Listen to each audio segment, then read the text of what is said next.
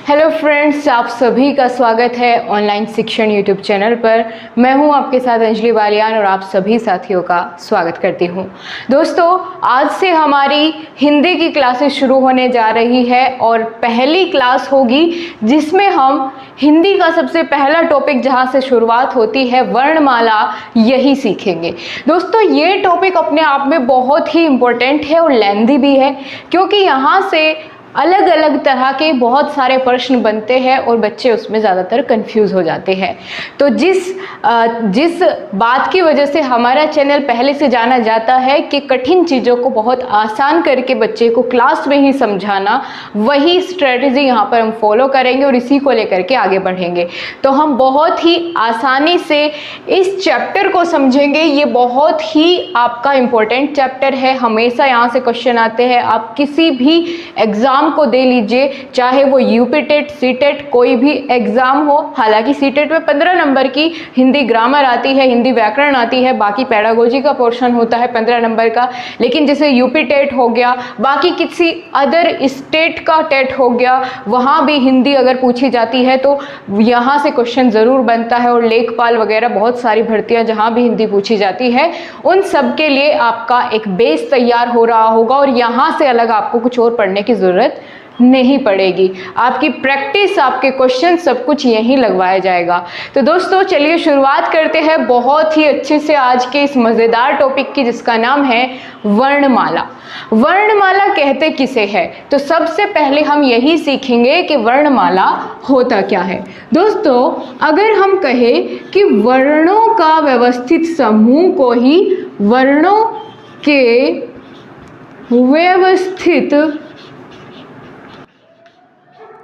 समूह को, मैं साथ साथ आपको क्लियर करती हुई चलूंगी कि इसमें आपको नोट्स कैसे बनाना है। तो क्या कहेंगे हम? वर्णमाला, वर्णों के व्यवस्थित समूह को हम वर्णमाला कहते हैं। अब आपने सुना कि वर्णों का व्यवस्थित समूह, अब आपके दिमाग में ये भी प्रश्न बना होगा कि भाई वर्ण किसे कहते हैं। कई बार पूछ लिया जाता है कि वर्ण किसे कहते हैं और भाषा की सबसे छोटी इकाई कौन सी होती है। तो यही एक और क्वेश्चन आपका क्लियर होगा कि वर्ण को हम भाषा की सबसे छोटी इकाई कहते हैं। ठीक है, भाषा की सबसे छोटी इकाई कौन होती है? वर्ण होती है। ये बात आपको याद रखनी है, पूछा जाता है आपके एग्जाम में कि भाषा की सबसे छोटी इकाई कौन सी होती है। आप क्या बताएंगे? वर्ण होती है। अब क्या वर्ण को किसी और नाम से भी जाना जाता है? हाँ, बिल्कुल, वर्ण को हम ध्वनि भी कहते हैं। ठीक है, ध्वनि भी कहते हैं। अब आप कहेंगे क्या कोई अंतर नहीं है ध्वनि और वर्ण में? अगर भाषा की सबसे छोटी इकाई आपको वर्ण ना मिले, ऑप्शन में ध्वनि मिल जाए, तो आप ध्वनि लगाएंगे। ठीक है, अब दोस्तों फिर इनमें अलग अलग नाम क्यों दिया? जब मतलब ही एक है तो थोड़ा सा डिफरेंस है इसके बीच में, वो डिफरेंस समझेंगे। ध्यान से सुनिएगा। जब हम कुछ किसी भी वर्ण का उच्चारण करते हैं, या कह लीजिए हमारे मुख से जो भी ध्वनि निकलती है, आवाज़ निकलती है, उसको तो हम ध्वनि कहेंगे। लेकिन जब हम उस आवाज़ को, उस बोले गए जो हमारी ध्वनि निकली मुख से, उसको हम एक लिपिबद्ध रूप दे देते हैं या उसको लिख देते हैं, उसको चिन्हित कर देते हैं किन्हीं चिन्हों से, तो उसको हम फिर वर्ण कह देते हैं। ठीक है, क्लियर हो गया? तो ध्वनि और वर्ण दोनों ही समान है, बस ये मौखिक होती है ध्वनि और उसके लिखित रूप को हम वर्ण कह देते हैं। तो अगर आपसे पेपर में पूछा जाए भाषा की सबसे छोटी इकाई कौन सी है, आप वर्ण कहेंगे। ऑप्शन में वर्ण ना मिले तो आप ध्वनि बताएंगे। अब इसके उदाहरण हैं, इसके एग्जाम्पल भी आप साथ साथ देखते हुए चलेंगे कि इसके एग्जाम्पल्स क्या क्या है। तो देखिए, जैसे अ, क, च, ठीक है, ये सभी आदि जितने भी वर्ण होते हैं ये सब इसमें आ जाएगा। अब दोस्तों, आपने एक और आपने टर्म सुनी होगी, अक्षर। ठीक है, तो ये भी मैं साथ के साथ आपको क्लियर कर दूं कि अक्षर क्या होता है और वर्ण और अक्षर के बीच में क्या अंतर होता है। पहले हम बेसिक टर्म्स जहाँ से क्वेश्चन बन जाता है और बहुत ही छोटी छोटी टर्म्स है उनको पहले कवर कर लेते हैं। ठीक है, अभी मैंने आपको क्या बताया, अक्षर। कई बार हम ये समझने की गलती करते हैं कि वर्ण ही अक्षर होता है, लेकिन ऐसा नहीं है। इन दोनों में डिफरेंस है बहुत छोटा सा। वो डिफरेंस क्या है आप देखिएगा कि जो अक्षर होता है, जैसे आप जितने भी व्यंजन होते हैं वो सभी अक्षर होते हैं। जैसे मान करके चलिए हमने लिखा क, ठीक है। अब क्या हिंदी में व्यंजन इसी तरह से लिखा जाता है? बिल्कुल। ये जो का ध्वनि है ये दो ध्वनियों से मिलकर के बनी है। कौन कौन सी? एक तो का ऐसे और आ से मिलकर के ये बनी होती है, ठीक है। इसी तरीके से अगर कोई भी इस तरीके का वर्ण ले लीजिए आप इसकी जगह ले लीजिए ज, ठीक है। तो ये अपने आप में शुद्ध व्यंजन होता है और इसके साथ जब आ मिला होता है, क्योंकि आप जानते हैं हर एक व्यंजन का उच्चारण जो है वो स्वर की सहायता से होता है, ठीक है। हर एक व्यंजन का उच्चारण बिना स्वर की सहायता के नहीं किया जा सकता, वो स्वतंत्र नहीं होते हैं। उनमें व्यंजन के साथ साथ स्वर की आवश्यकता पड़ती है। तो ये हमने समझ लिया कि वर्ण क्या होता है। वर्ण सबसे छोटी क्या होती है? इकाई होती है। फिर वर्ण के बाद आता है अक्षर, यानी अक्षर जो है वो वर्ण से बड़ा होता है। अब आप ये कहेंगे बड़ा छोटा में कहीं कंफ्यूज ना हो जाए, क्योंकि कई बार जब एग्जामिनर टफ क्वेश्चन बनाता है तो वो कैसे बनाता है, अभी आप देखिएगा कि वो कैसे क्वेश्चन बनाता है जब उसको थोड़ा सा टफ करना हो। एक सीरीज लिखूंगी मैं, उसको आप सभी अपनी नोटबुक में नोट करिएगा। सबसे पहले अगर बात करें हम, सबसे पहले क्या आएगा? वर्ण आएगा, ठीक है। वर्ण या ध्वनि सबसे छोटा होता है, इसको हम बढ़ते क्रम पे लिखेंगे। सबसे छोटा क्या है? वर्ण या ध्वनि। उसके बाद उससे बड़ा क्या होता है? वर्ण या ध्वनि से बड़ा होता है अक्षर। अब वर्ण और ध्वनि के बीच में तो आपको कोई कंफ्यूजन नहीं रहा होगा, मेरे ख्याल से मैंने दोनों आपको समझा दिए बहुत अच्छे तरीके से। अक्षर को हम ये भी कई बार पूछ लिए जाते हैं कि जिसका नाश ना हो सके उसको क्या कहते हैं? उसको अक्षर कहते हैं, जिसका नाश ना हो सके, ठीक है। बिल्कुल। क्षर का मतलब होता है नाश, और आ इसके साथ में लग गया है तो यानी अक्षर जिसका नाश ना हो सके। आगे बात करते हैं अक्षर के बाद। अगर हम बात करें कि क्या आएगा अक्षर के बाद, आता है दोस्तों जब कई सारे अक्षर आपस में मिल जाते हैं तो क्या बन जाता है? पद बन जाता है। पद को हम एक और नाम से जानते हैं, वो क्या है?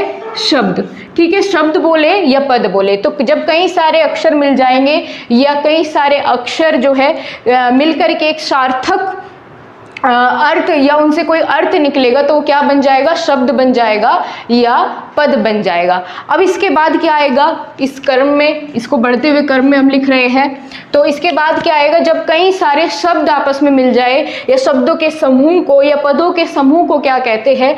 पदबंध कहते हैं। इसको नोट कर लीजिए, बहुत इंपॉर्टेंट है, कहीं आपको इतना डिटेल में और इतना अच्छे तरीके से नहीं मिलेगा। पदबंध, पदबंध। और इसके साथ साथ हम इसको एक और नाम से जानते हैं, वो नाम क्या है? उपबंध। या तो पदबंध या उपबंध, जैसा भी आपको कई बार ये पूछ लिया जाता है कि सही क्रम में कौन सा दिया गया है। आपको एमसीक्यू में दे देगा, पहले पदबंध आ जाएगा, उसके बाद वर्ण ध्वनि ऐसे लिख के दे देगा, तो आपको पहचान तभी होगी जब आपने इसको पढ़ा हुआ होगा, ठीक है। अब कई सारे शब्दों के मेल से क्या बन जाता है? पदबंध बन जाता है या उपबंध बन जाता है। और जब कई सारे पदबंध आपस में मिलते हैं, यानी कई सारे पदबंधों के मिलने से क्या बन जाएगा? उपवाक्य बन जाएगा, ठीक है। उपवाक्य बन जाएगा। अब जब एक या एक से अधिक उपवाक्य आपस में मिले तो क्या बनाते हैं? वाक्य बनाते हैं, ठीक है। बिल्कुल, क्या बन जाएगा? वाक्य। तो ये हो गई हमारी एक सीरीज, ठीक है। कैसे कैसे हमने इसको देखना है। सबसे पहले क्या आता है? वर्ण या ध्वनि। वर्ण और ध्वनि को मिलने से अक्षर बनेंगे। अक्षर जब कई सारे अक्षर एक साथ मिल जाते हैं और कोई सार्थक उससे क्या बन जाता है? शब्द बन जाता है या पद बन जाता है। जब कई सारे पद आपस में मिले तो पदबंध या उपबंध उसको हम कहते हैं। और जब कई सारे उपबंध आपस में मिलते हैं वो उपवाक्य बन जाता है। और उपवाक्य एक या एक से अधिक उपवाक्य जब मिलते हैं तो किसका निर्माण करते हैं? वाक्य का निर्माण करते हैं। अब यहाँ से हमने देख लिया भाषा की सबसे छोटी इकाई वर्ण या ध्वनि। इसी के साथ आप समझिए कि अगर ये पूछा जाए प्रश्न में कि भाषा की सार्थक इकाई कौन सी होती है, ठीक है, जिसका कोई अर्थ निकले, तो भाषा की सार्थक इकाई, सार्थक यानी जिसका कोई अर्थ निकलता हो, किसको कहते हैं? तो वो हम किसे कहते हैं? वाक्य को कहते हैं। भाषा की सार्थक इकाई क्या कहलाएगी? वाक्य कहलाएगी। इतना आपको क्लियर हो गया? बहुत बढ़िया तरीके से, ठीक है। किसी को कोई कंफ्यूजन बिल्कुल नहीं होना चाहिए। एक बार स्क्रीनशॉट लेना चाहे तो जल्दी से आप ले लीजिए। मैं इसको यहाँ पर रफ कर देती हूँ, ठीक है। इसको मैं अब यहाँ से रफ कर देती हूँ। आगे बढ़ेंगे दोस्तों। जो वर्णमाला टॉपिक है तो ये थोड़ा लेंथी टॉपिक है। इसको हम 2 क्लासेस में कवर करेंगे, क्योंकि हमारा टारगेट सिर्फ और सिर्फ फटाफट से आपको लिखवाना या नोट करवाना नहीं है। आपको ये चीज़ें क्लास में ही याद हो जानी चाहिए और बार बार आपको रिवीजन की भी आवश्यकता ना पड़े, ठीक है। बस आप एक बार रिवीजन कर लीजिएगा जब आपके नोट्स पूरे होने को हो, या जब मैं आपका टेस्ट लूँगी तो अब आप इसका एक बार रिवीजन कर लेना। बाकी आपको क्लास में ही सारी चीज़ें याद हो जाएगी। दोस्तों, हम वर्णमाला को 2 भागों में बांट सकते हैं। वर्णमाला को हम 2 भागों में बांट सकते हैं। कौन कौन से? बिल्कुल आप सभी को इतना पता होगा, स्वर और दूसरा क्या होता है? व्यंजन। व्यंजन, स्वर और व्यंजन।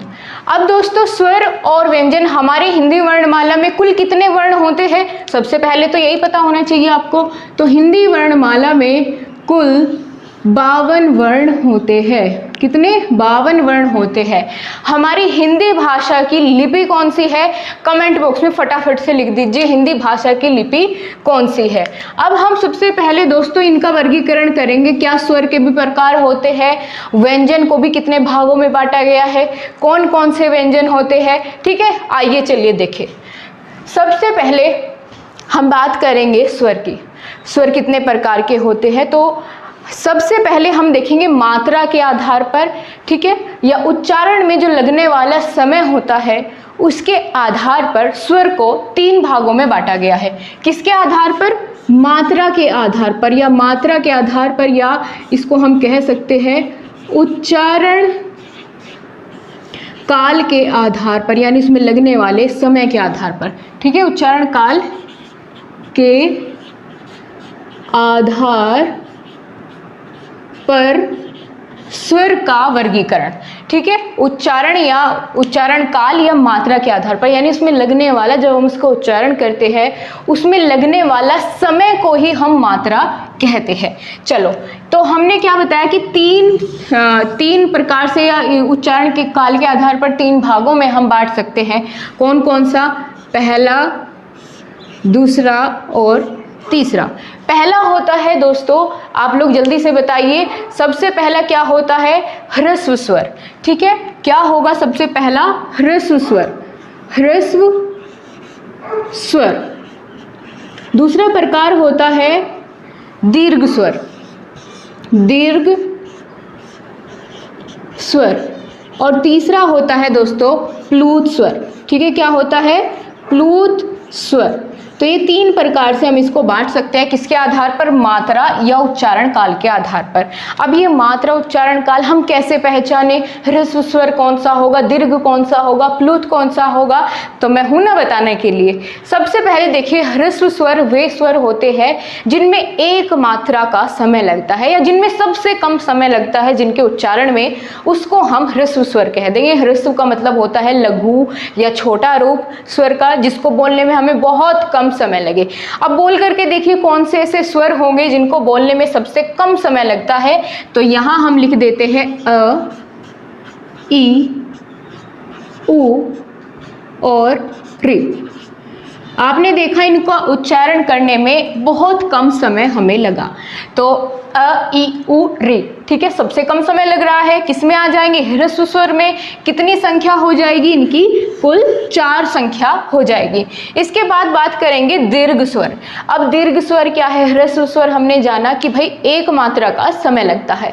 दीर्घ स्वर में ह्रस्व का 2 गुना समय लगता है, या कह लीजिए डबल समय लगता है। यानी जितना समय इनके उच्चारण में हमें लगा उसका डबल समय लगेगा, 2 गुना समय लगेगा, या 2 मात्रा का समय लगेगा, उसको हम दीर्घ स्वर कहेंगे। मैं 2 मात्रा 1 मात्रा क्यों बोल रही हूं? इसके पीछे लॉजिक है। कई बार आपसे पूछ लिया जाता है ह्रस्व दीर्घ ना दे करके द्विमात्रिक स्वर कौन से है, तो कैसे पहचानेंगे? जब आपने सुनी होगी चीजें, तो इसीलिए मैं बोल रही हूं हर एक वर्ड की अपनी इंपॉर्टेंस है। तो दीर्घ स्वर यानी 2 मात्रा का समय जिसमें लगता है, और ये कितने होते हैं चलिए देखते हैं। इसके अलावा जो बचे वो सब इसमें आ जाएंगे। ठीक है, कौन कौन से बचते हैं? ए के बाद क्या आएगा? आ, बड़ी ई, ऊ, री का कोई बड़ा रूप नहीं होता है तो वो नहीं आएगा। और क्या बचा? यहाँ बच जाएगा ए, ओ, औ। कितने हो गए? जल्दी से काउंट करिए। 1 2 3 4 5 6 7। इनकी संख्या कितनी होती है? 7 होती है। अब बाद में बात करते हैं प्लूत स्वर की। प्लूत स्वर दोस्तों संस्कृत में यूज किए जाते हैं, हिंदी में इनका कोई प्रयोग नहीं होता है।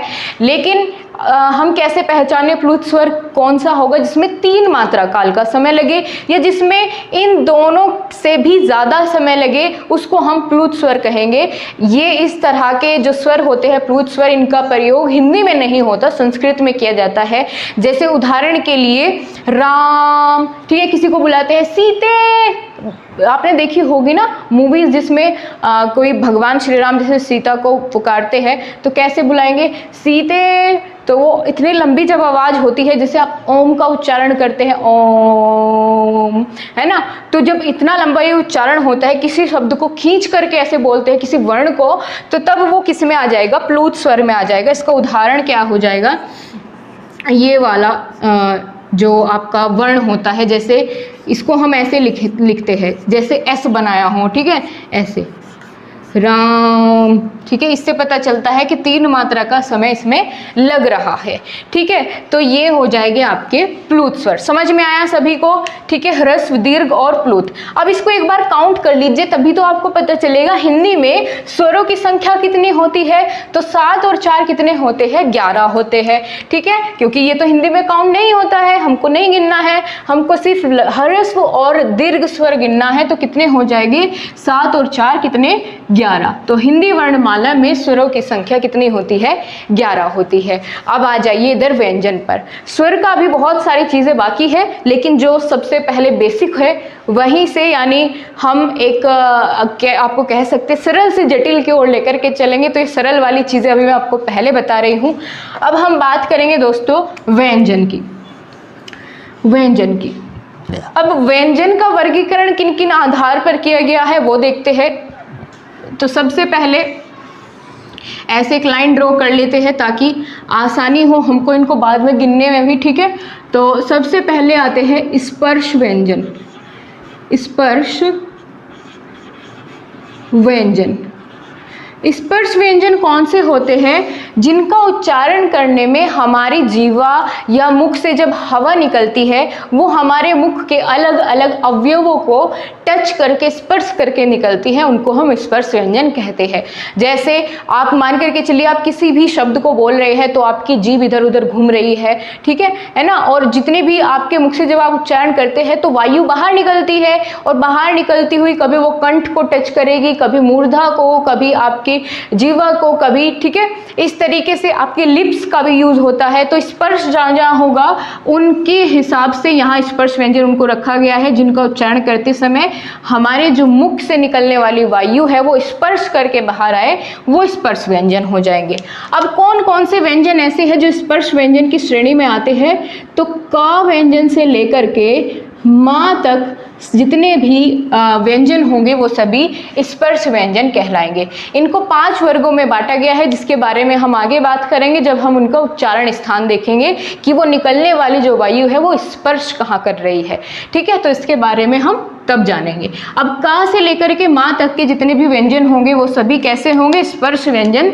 इनकी संख्या होती है 25। आपको संख्या पता होनी चाहिए, संख्या पूछी जाती है आपके एग्जाम में कि स्पर्श व्यंजन की संख्या कितनी होगी।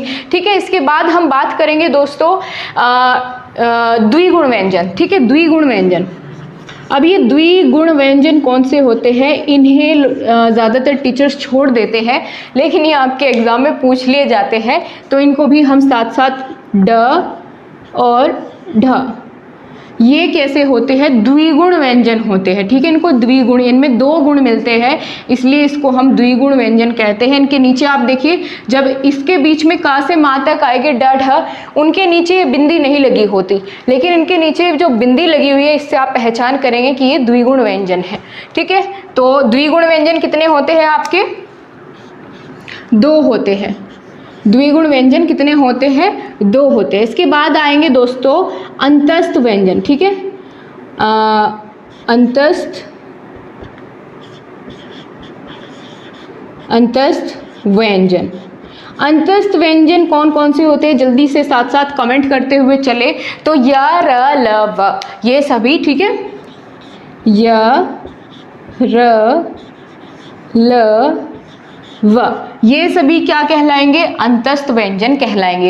इनकी संख्या आप देख पा रहे हैं कितनी है, तो ये भी कितनी है, 4 है। कुल मिला के हमें 52 वर्ण पूरे करने हैं, ठीक है। इसीलिए हम इनकी संख्या लिख रहे हैं, ताकि हम बाद में इनको जोड़ करके बता सके कि क्या सच में 52 है या इससे भी अधिक कोई है। तो अंतस्थ व्यंजन हो गया। इसके बाद हम बात करेंगे दोस्तों, अब आपका आएगा ऊष्म व्यंजन। क्या आएगा, ऊष्म व्यंजन, यानी जिन व्यंजन का उच्चारण करते समय, जिन वर्णों का उच्चारण करते समय जो हमारे मुख से निकलने वाली वायु है वो ऊष्मा की तरह बाहर आए या गर्म हवा बाहर निकले, उसको हम ऊष्म व्यंजन कहेंगे। इसमें कौन से आएंगे, स, स, ह, तीनों स और ह, ठीक है। तो स, ह कितने हो गए, गिनकर देखो इनको, 4, ठीक है। लिख लेते हैं कितनी हो गई, इनकी संख्या आपकी 4 हो जाती है। इसके बाद आएंगे आपके संयुक्त व्यंजन। संयुक्त व्यंजन, ठीक है। संयुक्त व्यंजन बहुत इंपॉर्टेंट है, संयुक्त व्यंजन, क्योंकि यहाँ से तो मान करके चलिए आप, पता नहीं क्यों सबसे ज़्यादा क्वेश्चन यहीं से बनते हैं। और संयुक्त व्यंजन कौन कौन से होंगे, ये भी 4 होंगे, अक्षर, त्र, ज्ञ, श्र, ठीक है। तो ये 4 क्या कहलाएंगे, आपके संयुक्त व्यंजन कहलाएंगे। ये भी 4 हो गए। अब इसके अलावा दोस्तों आपके व्यंजन में 2 आगत व्यंजन भी है, यानी जो किसी दूसरी भाषा से आए हुए हैं और आकर के फिर हिंदी के साथ जुड़ गए, हिंदी में प्रयोग होने लगे, उनको हम आगत कहते हैं, ठीक है। तो आगत व्यंजन भी होते हैं। आगत व्यंजन कौन कौन से होते हैं, ज और फ। अब ये कैसे लिखे जाएंगे, तो ये यहाँ देखिए, यहाँ बिंदी का प्रयोग होगा और फ, इस तरीके से। तो ये 2 क्या हो जाएंगे, आगत व्यंजन हो जाएंगे। अब आप इनको गिनिएगा फटाफट से, 25, 26, 27, 28, 29, ठीक है, 34 और ये हो जाते हैं आपके 41, ठीक है। कुल कितने हो गए, तो हम यहाँ लिखते हैं कुल आपके व्यंजन। आई होप आपको यहाँ तक दिख रहा होगा, कैमरे के पीछे हैंडल करने वाला कोई नहीं है, तो अगर नहीं दिख रहा है तो मैं यहाँ लिख देती हूँ।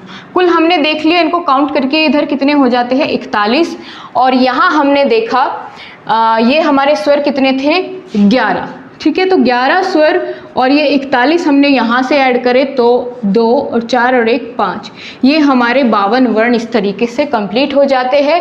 इस तरह से हम वर्णमाला को क्या करेंगे, 2 भागों में बांटेंगे, स्वर व्यंजन। स्वर कौन कौन से होते हैं, अभी हमने सिर्फ और सिर्फ मात्रा या उच्चारण काल के आधार पर देखे हैं। बाकी इन्हीं स्वर को, स्वर तो 11 ही होंगे, अब इन्हीं को हम अलग अलग आधार पर, मुख अवयवों के आधार पर या ओष्ठ आकृति के आधार पर कितने होते हैं, ऐसे करके सीखेंगे। एक बार मैं इसको रफ कर देती हूँ, आपने ये सभी चीज़ें बहुत अच्छे से नोट कर ली होगी, नहीं तो स्क्रीनशॉट तो ले ही लिया होगा। तो मैं एक बार फटाफट से इसको रफ कर देती हूँ, ठीक है। अभी हम जो स्वर का टॉपिक है इसको इसी क्लास में कंप्लीट कर लेंगे। बाकी कल की क्लास में ना हमारा व्यंजन को किस आधार पर हम विभाजित करेंगे और साथ ही व्यंजन, जितने भी व्यंजन हैं इनके उच्चारण कहाँ कहाँ से होता है, इस बारे में हम सीखेंगे। स्वरों का उच्चारण स्थान जानेंगे, ठीक है। बहुत आसानी के साथ इनको हम कल की क्लास में याद कर लेंगे ट्रिक के साथ। और वो ट्रिक ऐसी होगी कि आपके एग्ज़ाम हॉल में आपको याद रहेगी, ऐसी नहीं कि आप भूल जाए। तो ये आपका कवर हो जाता है काफ़ी सारा पोर्शन आज की क्लास में। गाइज आपको बेफिक्र रहना है, कोई बुक की आपको ज़रूरत नहीं पड़ेगी, क्योंकि मैंने 10 बुक पढ़ के आपके लिए नोट्स बनाए हैं, तो कहीं कमी मैं आपके लिए नहीं छोड़ने वाली, ठीक है। और आप कंफ्यूज ही हो जाओगे अगर बुक लेकर के आते हैं आप, तो इससे अच्छा है जो नोट्स आपको प्रोवाइड किए जाए आप उन्हीं में बहुत अच्छे से उनको ध्यान से सुने, पढ़े, समझे, और फिर प्रैक्टिस भी मैं आपको कराऊंगी। तो आपको ज़रूरत नहीं है मेरे सब्जेक्ट में तो किसी बुक लेने की, किसी प्रैक्टिस सेट लेने की, ठीक है। बाकी अदर टीचर्स जो भी है हमारे, वो आपको अपने सब्जेक्ट के बताएंगे कि बुक की ज़रूरत पड़ेगी या नहीं पड़ेगी। तो मेरी तो कोशिश यही रहेगी कि आपको अलग कहीं से कुछ भी पढ़ने की ज़रूरत ना पड़े। चलिए, इसी के साथ दोस्तों मैं एक चीज़ यहाँ पर आप मिस हो गई वो बताना चाहूँगी।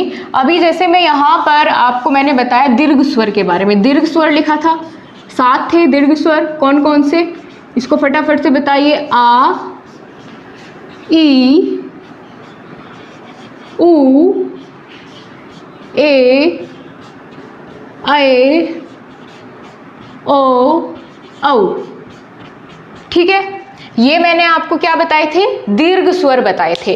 अब इन दीर्घ स्वर में जो शुरुआत के ये आप 3 देख रहे हैं, ठीक है, और ये जो आप देख रहे हैं ये तो होते हैं हमारे मूल दीर्घ स्वर, मूल दीर्घ स्वर, और ये होते हैं संयुक्त स्वर। आपसे पूछा जाता है, ठीक है, ये साथ ही आप जानते हुए चलिए, जैसे वहाँ संयुक्त व्यंजन थे तो संयुक्त स्वर भी होते हैं। ये चारों, इनकी संख्या कितनी होती है, 4 होती है संयुक्त स्वर की। जो हमारे दीर्घ वाले हैं इन्हीं को हमने 2 भागों में और बांटा, ये मूल स्वर और ये संयुक्त स्वर। संयुक्त स्वर का मतलब ये है जो 2 या 2 से अधिक स्वरों के मेल से बने हो वो क्या कहलाएंगे, संयुक्त स्वर कहलाएंगे। अब हमें देखना ये हो गई संयुक्त कैसे बने, यानी इसका मतलब ये 2 या 2 से अधिक या 2 स्वरों के मेल से बने होंगे।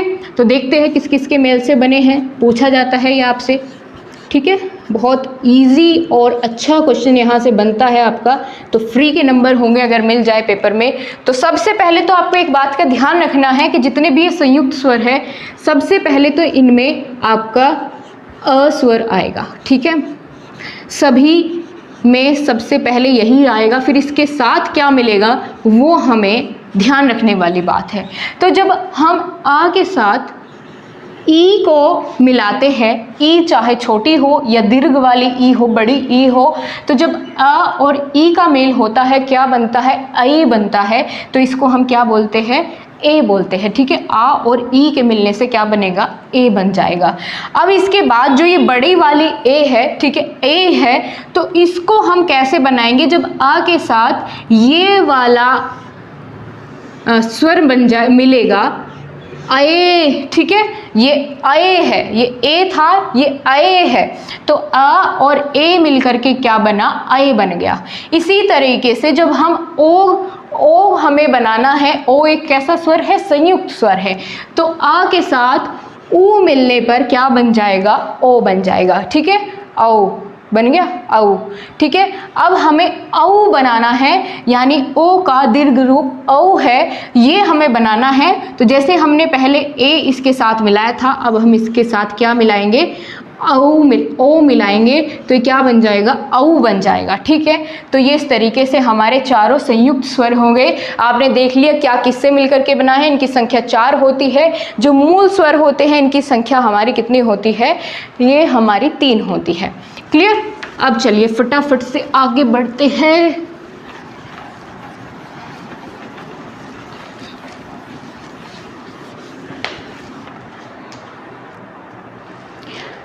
तो गाइस अब हम देखेंगे स्वर को और किस किस आधार पर वर्गीकरण किया गया है।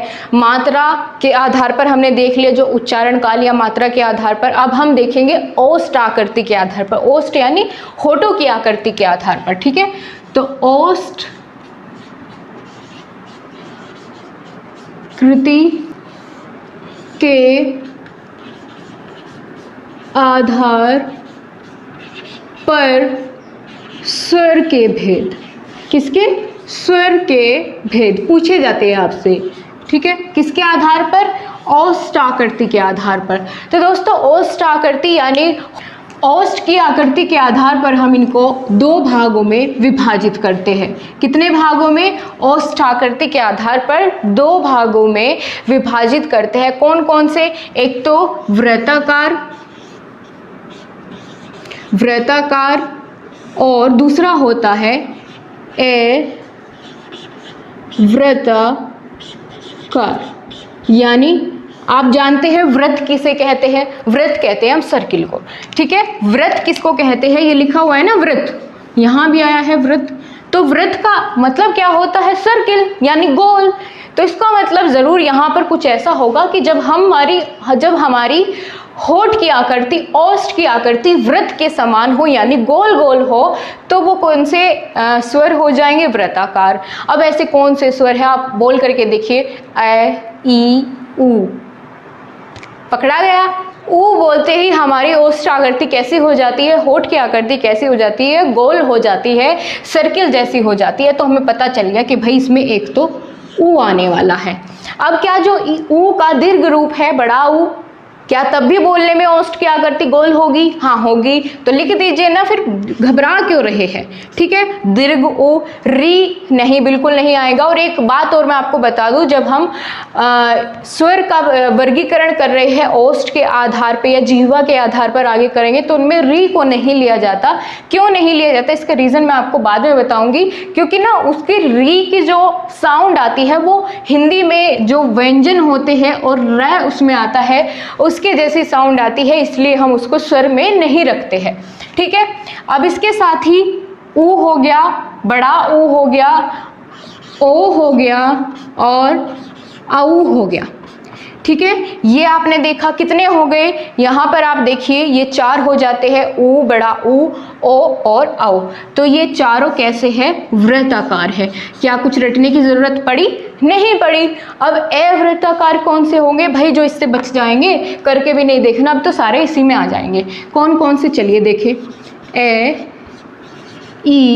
ई का दीर्घ रूप भी आ जाएगा, दोनों ऊ तो इसमें आ गए। फिर क्या आएगा? री इसमें आना ही नहीं है, मैंने आपको पहले ही बता दिया। तो ए और ऐ, ठीक है, ये सभी आ जाएंगे अवृत्ताकार में। समझ में आई बात? क्लियर हो गया आपको बहुत अच्छे तरीके से। तो ये ओष्ठ आकृति के आधार पर 2 प्रकार होते हैं, वृत्ताकार, अवृत्ताकार। वृत्ताकार जिनमें बोलते समय गोल हो जाए, और इसमें क्या लगा है? ए लगते ही इसकी नेगेटिव सेंस में, अपोजिट सेंस में यूज किया जाता है, यानी जिसका उच्चारण करते समय ओष्ठ की आकृति वृत्त ना हो। ठीक है, तो ये सभी ऐसे ही क्या हो जाते हैं? स्वर हो जाते हैं। अब हम देखेंगे दोस्तों, हमने ओष्ठ के आधार पर देख लिया है। अब हम देखेंगे, यहाँ पर इसके नीचे ही कर लेते हैं। ठीक है, अब हम यहाँ देखेंगे मुंह खुलने के आधार पर, मुख के खुलने के आधार पर। ठीक है, तो मुंह खुलने के आधार पर, यानी जब हम स्वर का उच्चारण करते हैं तो उनको उच्चारण करते समय हमारा मुंह कितना खुलेगा। ठीक है, तो मुंह खुलने के आधार पर स्वरों के भेद या स्वर के भेद। ठीक है, किसके आधार पर? मुख खुलने के आधार पर। तो कितने भागों में इसका वर्गीकरण हम करेंगे? 4 भागों में करेंगे। कौन कौन से 4 भाग होते हैं? सबसे पहले क्या आएगा? ये हमको 4 भागों में विभाजित करना है। सबसे पहले आएगा दोस्तों आपका विवृत स्वर। विवृत और अर्ध विवृत और अर्ध विवृत। ठीक है, इनका मतलब मैं आपको बताऊंगी अभी। फिर आता है संवृत और अर्ध संवृत। ठीक है, विवृत, अर्धविवृत, संवृत और अर्ध संवृत। विवृत का अर्थ होता है खुला हुआ, पूरा खुला हुआ। ठीक है, मैं यहाँ लिख भी देती हूँ ताकि आपको ये याद रहे। विवृत का अर्थ होता है खुला हुआ। क्या? मुंह, क्योंकि मुंह खुलने के आधार पर ही तो हम कर रहे हैं इनका वर्गीकरण। तो विवृत का मतलब मुंह जब हमारा पूरा खुल जाता है। तो कौन सा ऐसा स्वर है जिसका उच्चारण करते समय हमारा मुंह पूरा खुला हो? तो कौन सा होगा? ये सिर्फ एक ही होता है, आ। ठीक है, बोल करके देखिए आ, तो हमारा मुंह पूरा खुल जाता है आ बोलते ही। ठीक है, तो बिल्कुल यहाँ पर क्या हो जाएगा, आ जो हमारा स्वर है वो कौन सा है, विवृत स्वर है। ठीक है, ये आपको इसमें कंफ्यूजन ही नहीं होगा, एक ही है वही विवृत स्वर में आ गया। इसका मतलब पूरा खुला हुआ जब मुंह होगा तो आ का उच्चारण हम करेंगे वो किस में आएगा, विवृत में आएगा। अब यहाँ क्या लिखा हुआ है, अर्ध विवृत, यानी जिसमें हमारा मुंह आधा खुला हो। अब विवृत में पूरा खुला हो, अर्ध विवृत जिसमें हमारा मुंह आधा खुला हो। तो वे कौन कौन से होंगे, कौन कौन से ऐसे स्वर होंगे जिनमें हमारा मुंह जो है उनका उच्चारण करते समय आधा खुला हुआ हो। तो ये 3 होते हैं, कौन कौन से, ए, और औ। ठीक है, ए और औ, तो ये 3 किस में आ जाएंगे, ये हमारे अर्ध विवृत में आ जाएंगे। बोल करके देखिए, ए आधा खुला हुआ है, ए आधा खुला हुआ है, औ आधा खुला हुआ है, मुंह अर्ध विवृत में आ जाएंगे। अब संवृत क्या है, विवृत का अपोजिट है, यानी संवृत का मतलब था पूरा खुला हुआ, विवृत का अर्थ क्या था, पूरा खुला हुआ। और संवृत का क्या हो जाएगा, यानी जब हमारा मुंह लगभग बंद ही हो, ठीक है, या कह लीजिए बंद हो, तो उसमें क्या आ जाएगा, संवृत आ जाएगा। वो सभी स्वर कैसे हो जाएंगे, संवृत स्वर हो जाएंगे जब हमारा मुंह बिल्कुल लगभग बंद हो। ठीक है, तो इसमें कौन कौन से आएंगे, ऊ, बड़ा ऊ, ई, बड़ी ई। ठीक है, ये चारों के चारों इसी में आपके आ जाएंगे। अब आप कहेंगे कि मैम इसमें कन्फ्यूज़न हो सकता है अर्ध विवृत संवृत में, ठीक है, तो क्या कोई इसको याद करने का कोई तरीका है जिससे कन्फ्यूज़न ना हो? तो मैं कहूँगी हाँ, क्या, इसको आप याद रखिए ट्रिक से, एक वर्ड से, सुई। सुई, सा से संवृत, ठीक है, सा से क्या है, संवृत है। सा से किसको डिनोट करें हम, सा से यहाँ संवृत को। तो एक बार मैं इसको हटा दूं, क्या बच गया यहाँ पर बच गया ऊ की मात्रा है ये, तो यानी ऊ छोटा बड़ा दोनों रूप आ जाएंगे और ई के भी छोटे बड़े दोनों रूप आ जाएंगे। तो ये क्या हो गया, सुई, यानी ऊ के दोनों रूप और ई के दोनों रूप किस में आ जाएंगे, संवृत में आ जाएंगे। और आप इस सुई को कहीं और फिट नहीं करने वाले, किसी और को नहीं लगाने वाले, क्योंकि इसमें सा आया है और संवृत में भी यहाँ सा ही लिखा हुआ है। ठीक है, अब तो कंफ्यूजन नहीं होगा। अब जो बचे भाई वो अर्ध संवृत में रख दो। क्या बच गया, ढूंढो इसमें क्या बच गया है जल्दी से, कौन सा ऐसा स्वर है जिसमें नहीं आया है। ठीक है, तो आप इसमें देख रहे होंगे कि इसमें ए का छोटा रूप और औ का छोटा रूप नहीं आया है, 2 बच गए हैं हमारे।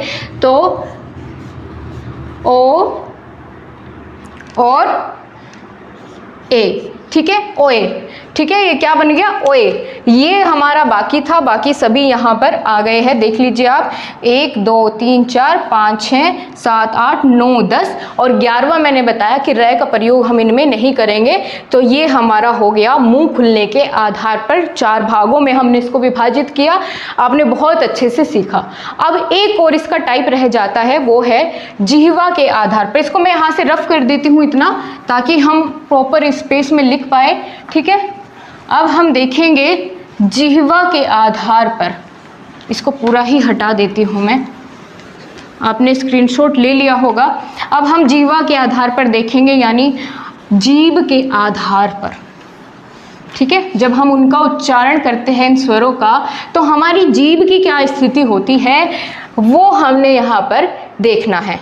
किसके आधार पर, जीभ के प्रयोग के आधार पर स्वर के भेद। इनमें आपको हमेशा कंफ्यूजन रहा होगा, पर आज के बाद आपका कंफ्यूजन नहीं रहेगा। तो जिह्वा के आधार पर या जीभ के प्रयोग के आधार पर हम इसको 3 भागों में विभाजित करते हैं। 3 भागों में विभाजित करते हैं।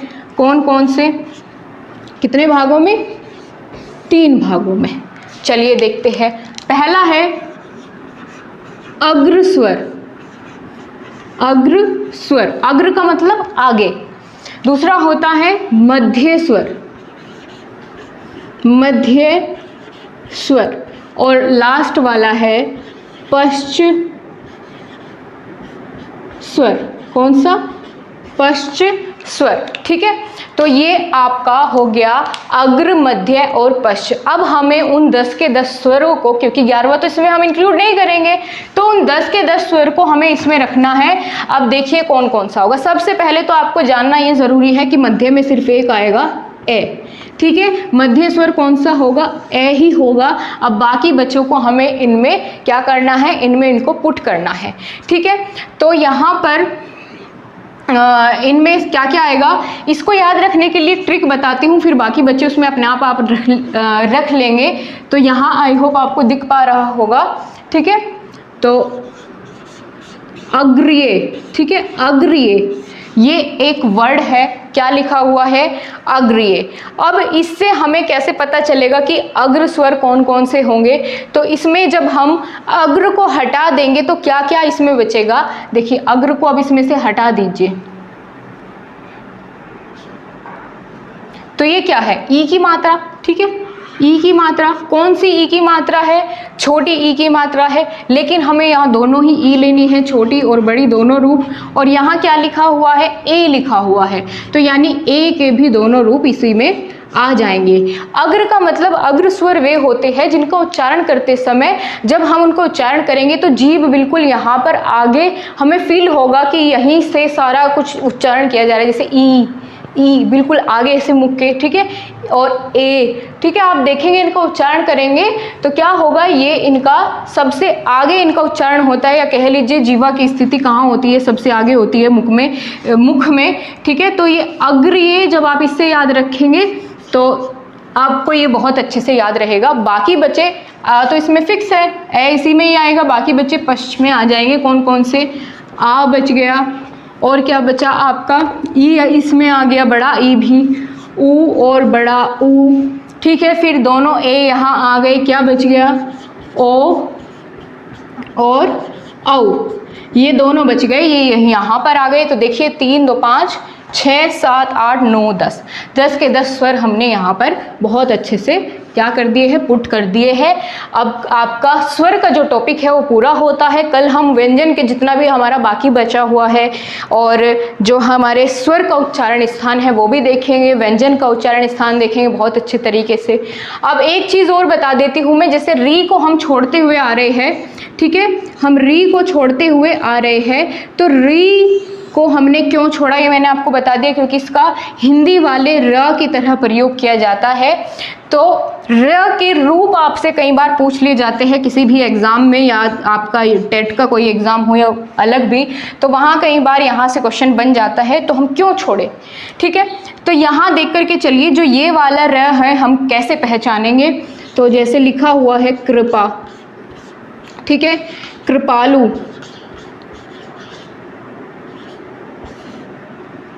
और बाकी इसको ध्यान से देख लीजिएगा सही है क्या।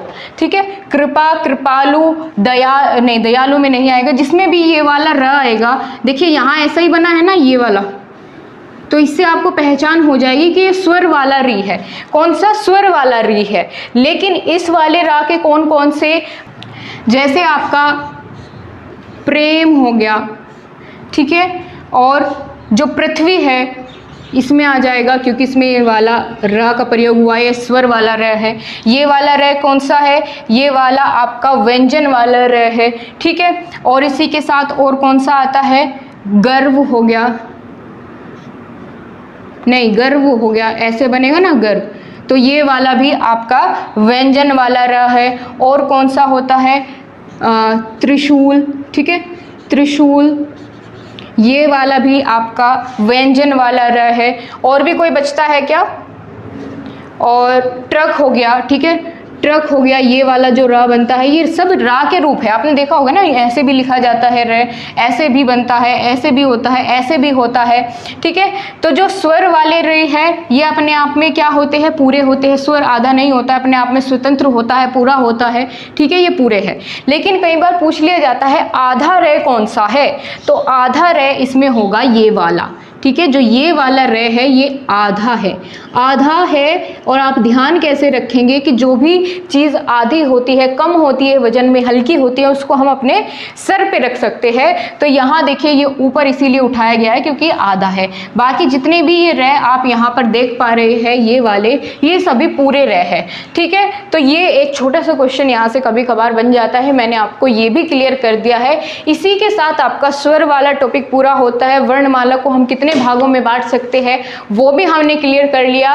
सो गाइज, आज आपकी पहली क्लास कैसी रही कमेंट बॉक्स में ज़रूर बताएं और अपना रेस्पॉन्स दे, ज़्यादा से ज़्यादा अपने दोस्तों को शेयर भी करें ताकि सभी लोग हमारे साथ जुड़ पाए और अपनी एक बेहतरीन तैयारी को यहाँ पर अपनी शुरुआत कर पाए। और बाकी आपको क्लास कैसी लगी आप कमेंट बॉक्स में ज़रूर बताएं। आप सभी का बहुत बहुत धन्यवाद। आपसे फिर मिलेंगे नेक्स्ट क्लास में, तब तक के लिए नमस्कार।